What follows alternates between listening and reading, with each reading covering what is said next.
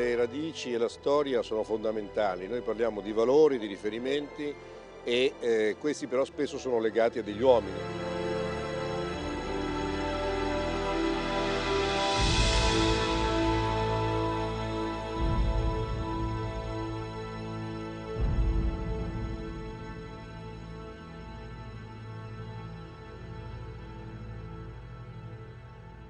È sul mare e dal mare che provengono al tempo stesso le minacce e le opportunità.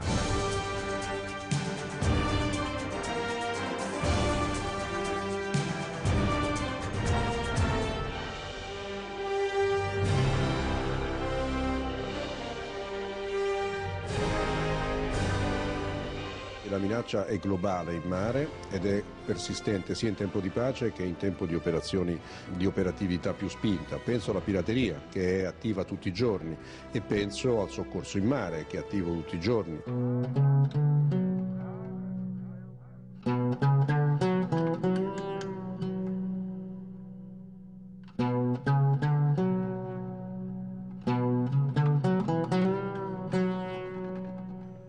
Noi siamo tra le varie marine quella che ha maggiore esperienza a livello mondiale proprio in questo tipo di operazioni, avendo soccorso 150.000 persone con quell'operazione che tutti conoscete, Mare Nostrum, che ci ha permesso di recuperare appunto parecchi barconi che altrimenti sarebbero finiti nelle mani degli scafisti.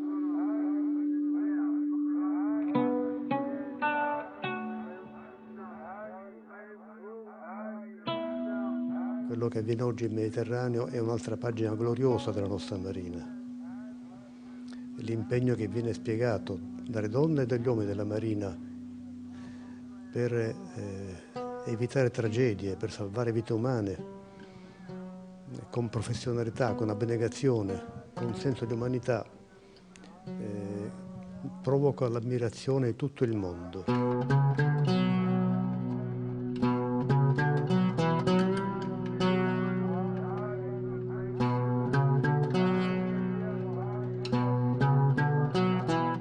Onore a voi, miei fratelli e sorelle marinai, onore a voi, coraggiosi e generosi compagni d'arme, dal profondo dei nostri cuori. Viva la Marina, viva l'Italia!